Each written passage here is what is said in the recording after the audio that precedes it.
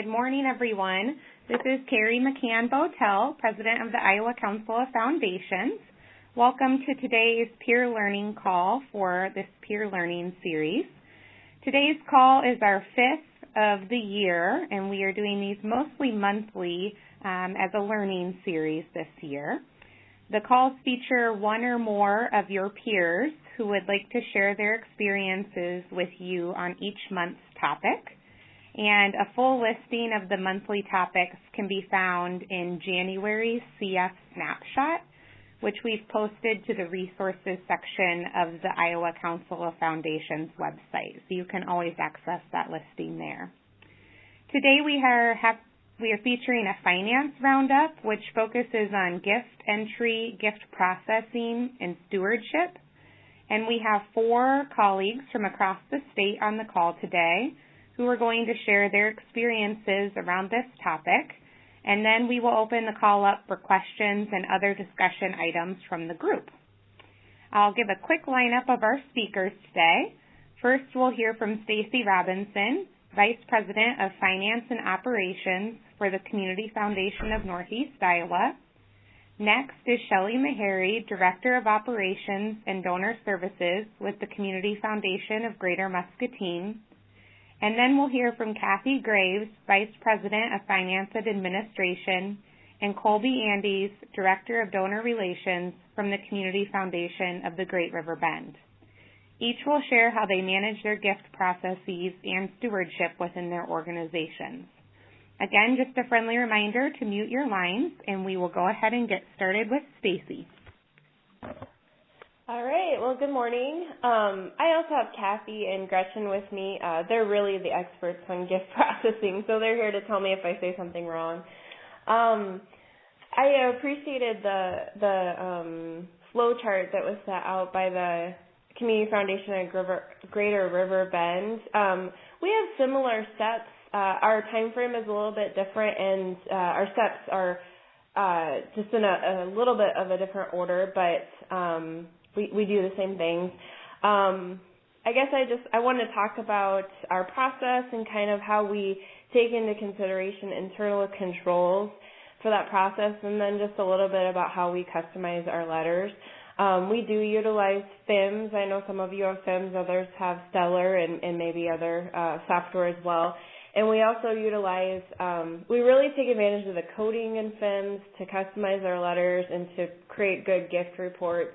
And then we also utilize Word mail merging a lot too, so that we can create an automatic process so it's not all manual.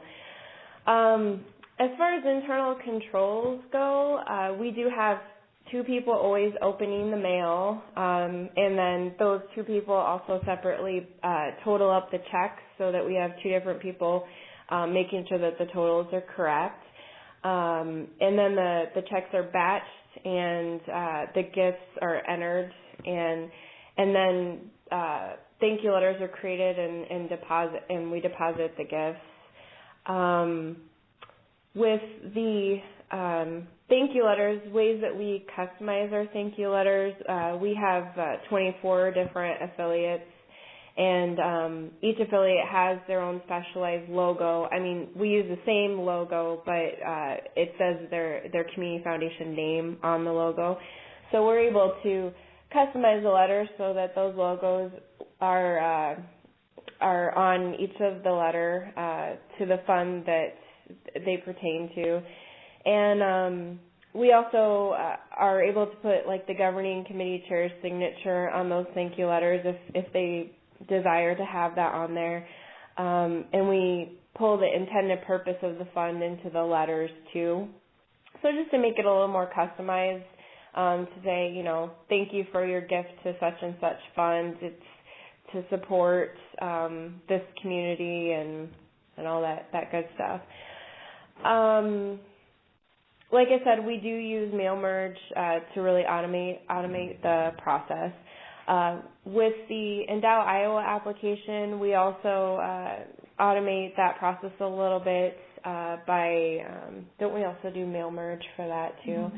Yeah, so that we merge in fields from FIMS directly into the application, so we don't have to manually do that every time.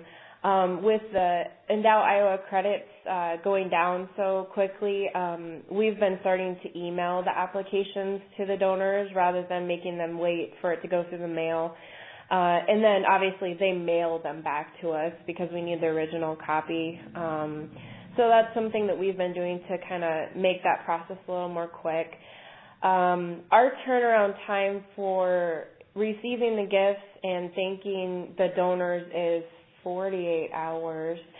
We typically get the letters out within the same day or, 12, 24 hours. Obviously, during the busier season, it might be a little bit longer. Gretchen's spending most of the day entering gifts and creating thank you letters, but we really try to get those out within 24 to 48 hours. So those are some of the things we do. And we also utilize the coding in FIMS so that we can pull gift reports that are detailed. So we'll code it if it's an online gift, if it's an estate gift, IRA rollover stock gift, or just a cash gift, so that we can pull and look at the trends over the past several years of, how many estate gifts we've been getting in, what percentage of our total gifts are due to estate gifts or online gifts or what have you. So I guess those are some of the highlights that I just wanted to bring up. They're a little bit general, but I know we have a time for question and answer at the end. So that's my spiel. Great. Thanks, Stacy. And we'll go ahead and turn it over to Shelley. Hi, everyone. Good morning. Can you hear me? Yep. Perfect. So the Community Foundation of Greater Muscatine is a smaller community foundation, although I started at the Community Foundation here 3 years ago, and in that 3 years we've doubled in size. So we've gone from $7 million in assets to 14 in those 3 years. So we're really excited about our growth. But at the same time, we are also utilizing systems that are much less sophisticated. So we still use QuickBooks. We rely heavily on Word, Excel spreadsheets, and those sorts of things. But what we feel attributes to our growth is the trust and credibility that we've been able to achieve and maintain through our stewardship of gifts. We make sure that all gifts, no matter the size, receive a customized thank you letter for the gift. We partner with nonprofit organizations, so we have endowed funds, obviously, but also what we call charitable funds, and those are the funds that we serve kind of as the back office for nonprofit groups. And we really partner with them to understand where their income is coming in from. So if they're having a fundraiser, we will code the gift in QuickBooks relative to the event that they're having, so that when the organization receives our report about the income coming in, they can reconcile that along with any promotions or fundraising, that sort of thing that they're having. Being a small office, we have 2 full-time staff members, so myself and Judy Holdorf, who is our executive director. Plus we have a wonderful administrative assistant who's with us about 30 hours a week. And we really delegate and divide all the aspects of the Community Foundation work. So gift processing is kind of one element that we all work towards. So we have one staff member who gets the mail, then it's given off to another staff member to review what has come in, and then it's opened by the third member. So we try to have all of us involved in ensuring that our gifts are accounted for and tracked appropriately, which is kind of interesting to do when you have a small staff, but we all try to do the best that we can. In regards to the Endow Iowa tax credits, we complete the application process similar to what everyone else does. But I always try to call our donors if it's been a little while and I haven't received their form back. Just a reminder that it's time sensitive, that the Endow Iowa tax credits do expire. It's also just a nice opportunity to thank them again for their gifts and circle back. So that's generally pretty effective. So that's pretty much us. Otherwise, our time frames for responding to acknowledging gifts is similar, although with a smaller staff that no one is specifically dedicated to gift entry, we do it on a little bit different time frame. We don't do it every day, maybe twice a week versus someone doing it every day. But it seems to work for us. So if folks have other specific questions, you can ask me in the comments, but I appreciate being able to tell you a little bit about how we are doing things here. Great. Thanks, Shelley. And now we will turn it over to Kathy and Colby. Good morning. Can you hear me? Yep. Okay, great. So as Stacy referred to, we did send out a kind of a flow chart of our gift processing. We really created that to be very transparent for our affiliates because they were questioning our process and things like that. And so we did put very generous number of days on there to be so that we could over deliver in that regard. So we typically are looking at 2 to 3 days is probably is more accurate in terms of how we're getting that done. But what I thought I would focus on more is at the end of 2013, in the beginning of 2014, we really had a problem with gift processing in terms of our timeline. We probably weren't hitting these timelines. I mean, in fact, I know we weren't. And so we had some turnover in staff, we had volume, and then we had just the pressure of the Endow Iowa tax credits running out. So we really took a look at what we were doing, what else we could do within our system, how we could automate it more, and those types of things. So we really set our sights on improving the turnaround time. And the first thing we really had to do was kind of change our culture or our way of thinking in the office in terms of it wasn't something that we squeezed in and put off. It was something that needed to be a top priority each day.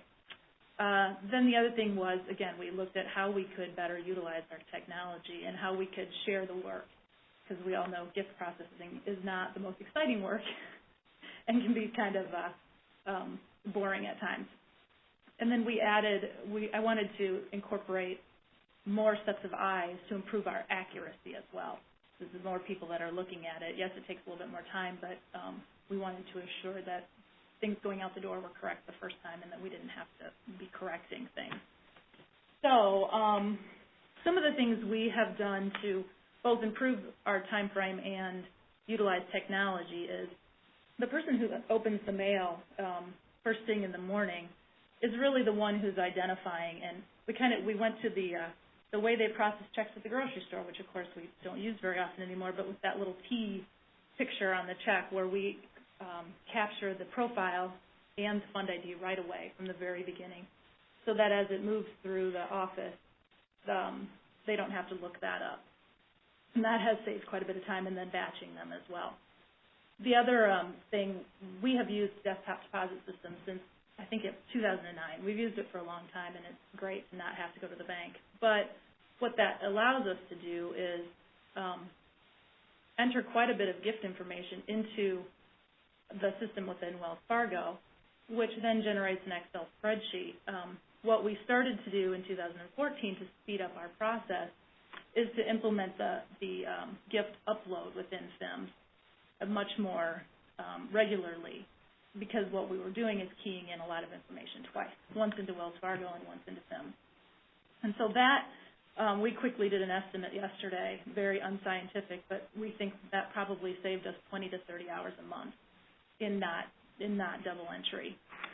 So that's come a long way in creating all those fields and not re-entering them. And then we too use automated gift acknowledgement letters. We use if-then statements to personalize the letters, mainly for affiliates, but for other funds as well. And then as part of the gift upload, we also capture some coding for Endow Iowa, whether the gift is eligible or not. And then we can run reports, and we change that coding to an Endow Iowa approved once it's come back from the state. So we have that history in the gift system when we're looking at gifts. We basically are down to just 2 template letters, which has saved us a lot of time, and then we use the FIMS macro to save those letters to each of the fund folders, which again saves some time. The other piece that we do automatically fill the Endow Iowa application with a merge as well. And then what we did is we created some contact coding that helps us run reports to know quickly who's returned their form already and who has not, so that we can follow up. We usually follow up within a couple of weeks with an email, and sometimes 2 emails and then a phone call. Again, so we're keeping track and running reports and being able to do that relatively quickly. The one piece that all of the changes that we made in 2013 and 14 is that we actually, in 2013, when we had started looking at this, we were getting only 33% of our gift letters out the door in a week. We are now getting 85% of our gift letters out the door in less than a week. So we have really, the changes that we have made have really improved that process. So I think that is the majority of what I wanted to talk about. And then Colby? Yeah, this is Colby. Looking at the gift processing, or looking at gift processing really from the donor relations standpoint, so much of this involves the donor and how we communicate with them and how we show our responsiveness to them. And so, obviously we are continually interested in looking at ways that we can improve gift processing and the time it takes us to get those acknowledgement and thank you letters out the door. I think Stacy had mentioned they get them out same day. Good for you. That's wonderful. And so we are always looking at new ways on how we can do that. But just a few kind of tidbits from the donor relations and development standpoint. We as a development team see all of the acknowledgement letters before they go out. They're signed by our VP of Development, and that gives us a great opportunity to give each one of those letters just a quick scan, and when appropriate, a personalized handwritten note is included on those letters. And we really feel that just allows us to add that additional personal touch. The second thing that we do and that we've done intentionally, and someone else mentioned it, I believe Shelley mentioned, but we send acknowledgement and thank you letters out for all gifts regardless of size. We recognize that everyone has the ability to give it at a different level, and so we don't want to discount those that are giving below that $250 mark. But we really do want to let them know that their gift is valued and that it is doing great things in the community. I guess from the donor relations side, I'll leave it at that, but we'll take any questions in the comment section as well. Great. Thank you, everyone. We'll go ahead and open it up for questions now, if anyone has a specific question for one of our speakers. This is Michelle with the Greater Cedar Rapids Community Foundation. I wondered if each of the presenters could talk about whether or not they have a minimum gift amount. This is Maybe it would be best if we just go in order of how we did our speaking. So, Stacy, do you want to answer first? Okay. Sure. We do not have a minimum amount. I was going to ask, as far as the Endow Iowa credit goes, we only send out the Endow Iowa application on gifts of 100 or more, but we will send the application if requested if it's below that. But as far as a minimum on gifts that we accept, no. And we do send a thank you letter out to every single donor that gives a gift regardless of the size. Hi, this is Shelley. So very similar response. We accept every gift, and in fact, it's fun when you receive gifts to a certain fund because maybe a workplace sponsored a Jeans Day and they donated $5 to be able to donate we're deemed to donate. And we've seen a lot of, it's actually kind of a fun way to foster friends of the Community Foundation. I've had individuals who contacted me saying, I didn't know about the Community Foundation, but I gave to Jean's Day, and now I know who you are and what you do.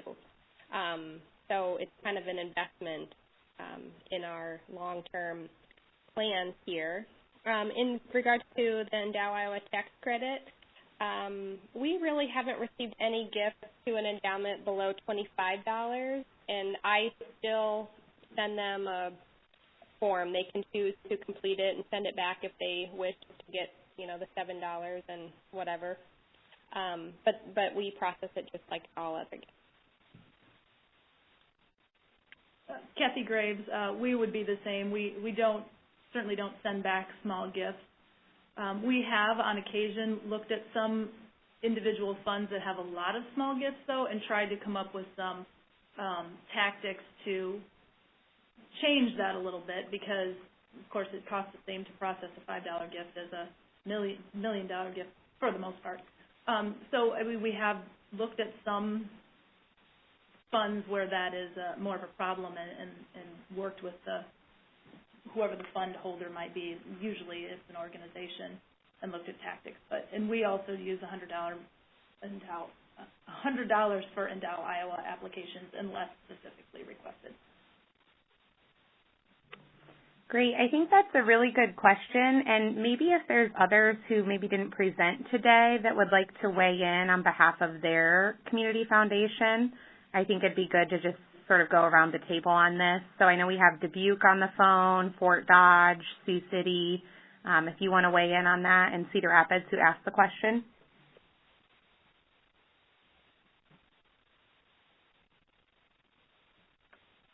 This is Dubuque. This is Rebecca. Here in Dubuque, we thank all gifts we receive, and we only do Endow Iowa on $50 and above here.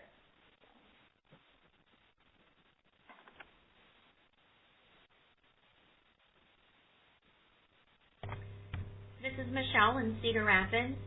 We do not currently have a minimum gift amount. Similar to Great River Bend, we are looking at transactions we're looking at funds that have a high transaction level and thinking about how to approach them and maybe doing batches, fee-based on batching. We're just trying to think about things differently in that regard. And we do acknowledge all Endow Iowa tax credits, regardless of amount.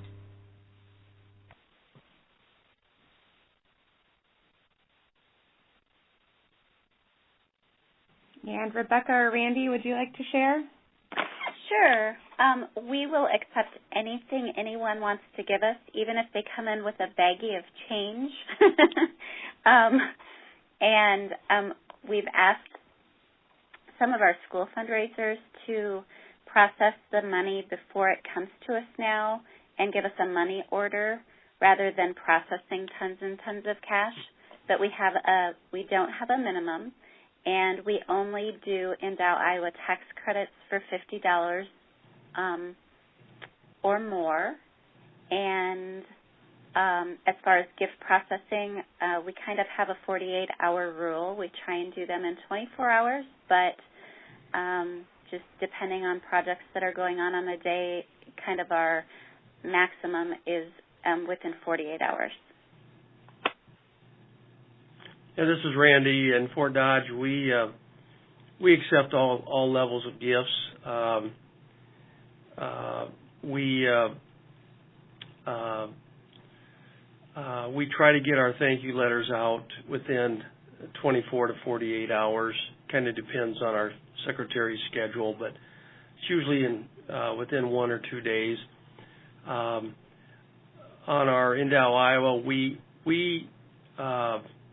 don't encourage gifts to Endow Iowa that are under $100. I'm trying to think what the other question was, but we also do, as some of you know, we're also a United Way organization, so we we get about 1,500 donations a year from United Way, so we do a lot of thank you letters.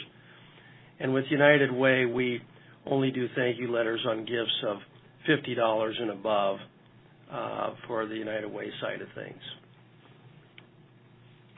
Great. Thanks, everyone, for weighing in. I hope that was helpful for folks. Do we have any other questions? Hi, this is Josie from Cedar Rapids. I was wondering if you could tell me how you track your Endow, Iowa, and what follow-up you have to donors if they don't respond.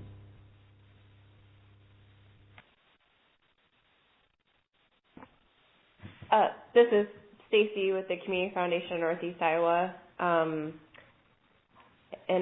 I'll let either of you jump in. We do use FieldMaker on FIMS, which is a way to customize some of our fields. And we, like Greater River Bend, we do track when we send out the application in the gifts module, and then we also track when we get the credit approval back from the state, so we're able to pull those reports. And go ahead.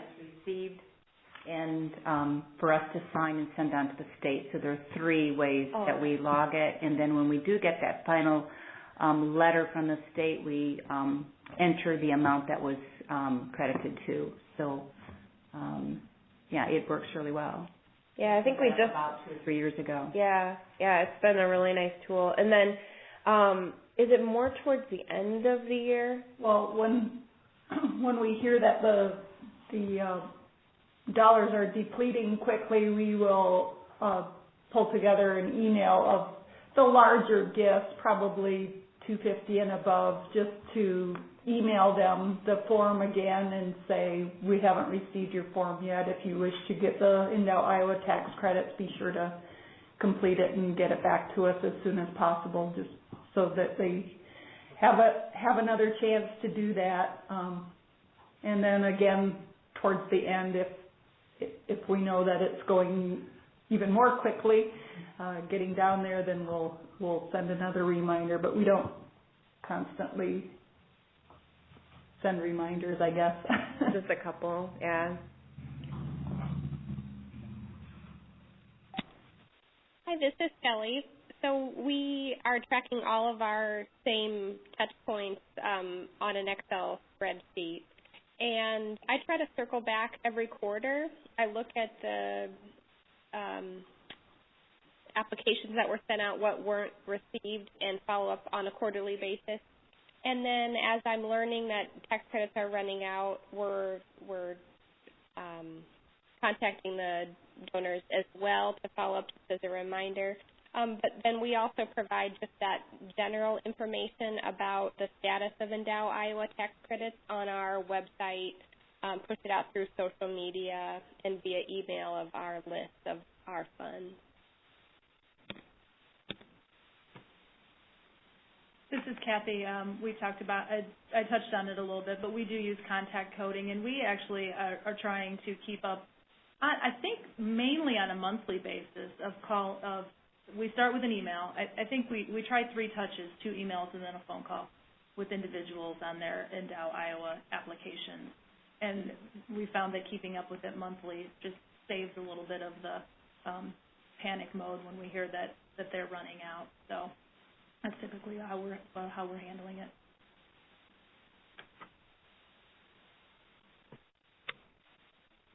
Great. Any other questions?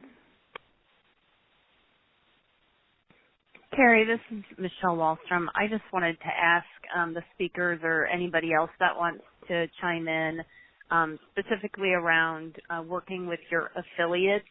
Wondering if, I know you do all the gift processing for them, obviously, but wondering if you do anything to customize the stewardship process, or if you have affiliates that are doing anything that are sort of unique in the realm of stewardship.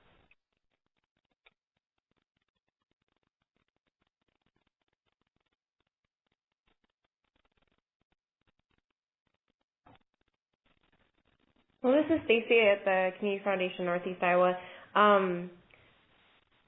I guess just what I mentioned is that we do customize like the logos for the thank you letters. And then if the governing committee chairs want their signature put on the thank you letters, we do that in addition to our president and CEO's signature. If they wanted us to put a special message on the thank you letter, maybe for a campaign or something, I think we'd be more than willing to do that. Mail merge is a wonderful thing, so we're able to do that through an automatic process rather than manual. So we try to accommodate as much as we can for our affiliates, as long as it's not, hindering our process or making it more manual. So that's our take, I guess.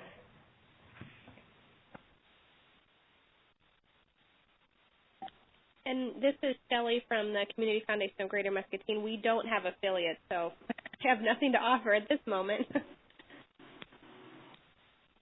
This is Rebecca.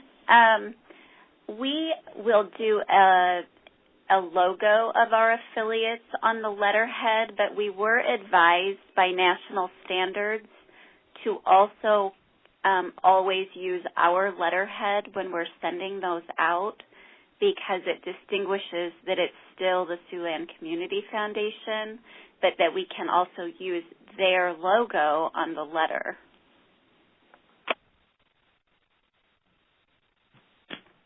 Kathy Graves of Great River Bend. We used to do much more personalization than we used to, or than we do now. But again, national standards has played a role in that. But we use our letterhead and our president's signature, as we are the one issuing the tax benefit. But we do use if-then statements in our merge letters to put in the affiliate's name and it often has a special paragraph about their community.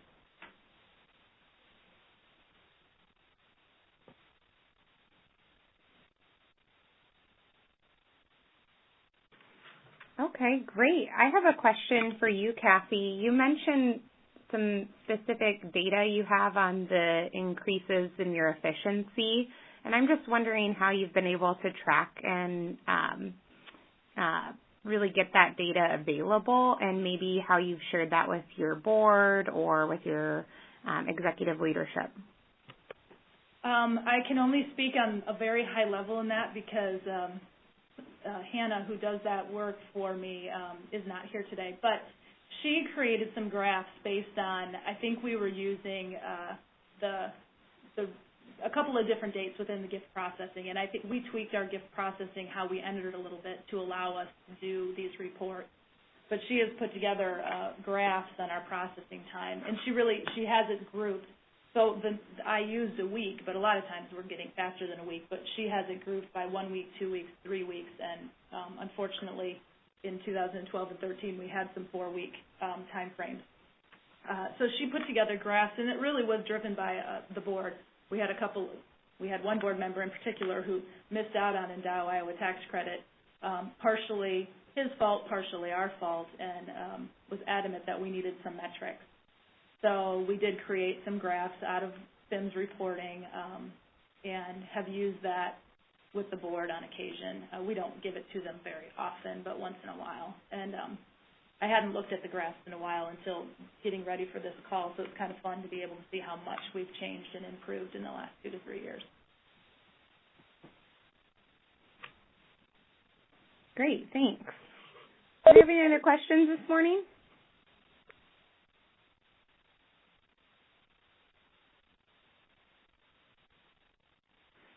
Okay, well, a big thanks to all of our speakers this morning. I felt like this was a really productive learning call, and hopefully you have some ideas and things to take back to your finance and development teams to discuss.